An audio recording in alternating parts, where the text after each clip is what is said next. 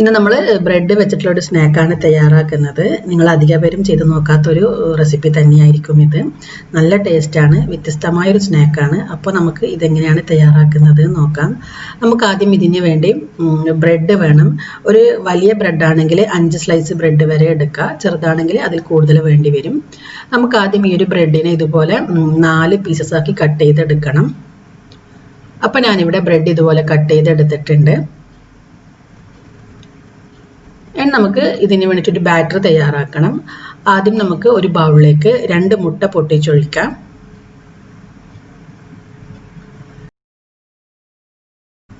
ഇനി ഇതിലേക്ക് 1/4 കപ്പ് പഞ്ചസാരയും 1/2 ടീസ്പൂൺ വാനില എസൻസ് കൂടി ചേർത്ത് കൊടുക്കാം. പഞ്ചസാര ചേർക്കുന്ന സമയത്ത് നിങ്ങൾ ഓരോരുത്തരുടെയും മധുരത്തിനനുസരിച്ചിട്ടുള്ള പഞ്ചസാര ചേർത്ത് കൊടുക്കാം. ഇനി ഒരു പഞ്ചസാരയും മുട്ടയും നന്നായിട്ടൊന്ന് മിക്സ് ചെയ്തെടുക്കണം. ഒരു വിസ്ക് വെച്ച് നന്നായിട്ട് മിക്സ് ചെയ്തെടുക്കാം. പഞ്ചസാര നന്നായിട്ട് അലിഞ്ഞു വരുന്നത് വരെ മുട്ടയിൽ മിക്സ് ചെയ്തെടുക്കണം.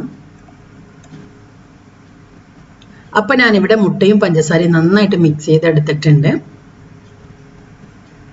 ഇനി ഇതിലേക്ക് ചേർക്കുന്ന ഒരു മെയിൻ ഇൻഗ്രീഡിയൻ്റ് എന്ന് പറയുന്നത് കസ്റ്റാർഡ് പൗഡറാണ്. ഞാനിവിടെ 1/4 കപ്പ് കസ്റ്റാർഡ് പൗഡറാണ് എടുത്തിട്ടുള്ളത്. ഈ ഒരു കസ്റ്റാർഡ് പൗഡർ കൂടി നമുക്ക് ഇതിലേക്ക് ഇട്ട് നന്നായിട്ടൊന്ന് മിക്സ് ചെയ്തെടുക്കാം. ഒട്ടും തന്നെ കട്ടയില്ലാത്ത വിധത്തിൽ വേണം നമ്മളിത് മിക്സ് ചെയ്തെടുക്കാൻ വേണ്ടിയിട്ട്.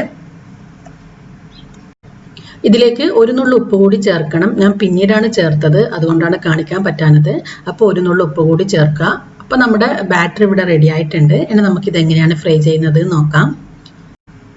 നമുക്ക് ആദ്യം ഒരു പാൻ വെച്ച് ഇതിലേക്ക് ഓയിൽ ഒഴിച്ചു കൊടുക്കുക. മറ്റുള്ള സ്നാക്കെല്ലാം ഫ്രൈ ചെയ്യുന്ന അത്ര ഒരുപാട് ഓയിൽ ഒഴിക്കേണ്ട ആവശ്യമില്ല. കാരണം ഇതിൻ്റെ ഒരു ഭാഗം മാത്രം ഫ്രൈ ചെയ്യാൻ ആവശ്യമായിട്ടുള്ള ഓയിൽ ഒഴിച്ചാൽ മതി.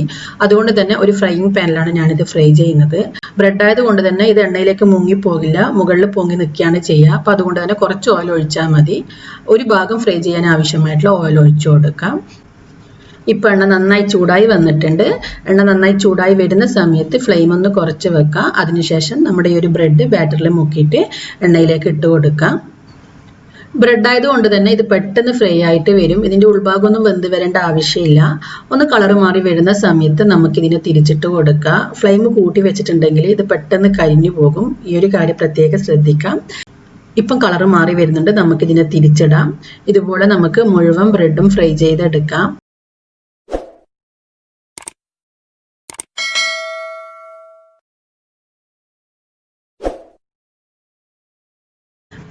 അപ്പം തീർച്ചയായും നിങ്ങൾ ഇതൊന്ന് ട്രൈ ചെയ്ത് നോക്കണം. വളരെ എളുപ്പമാണ് ഉണ്ടാക്കാൻ വേണ്ടിയിട്ട്.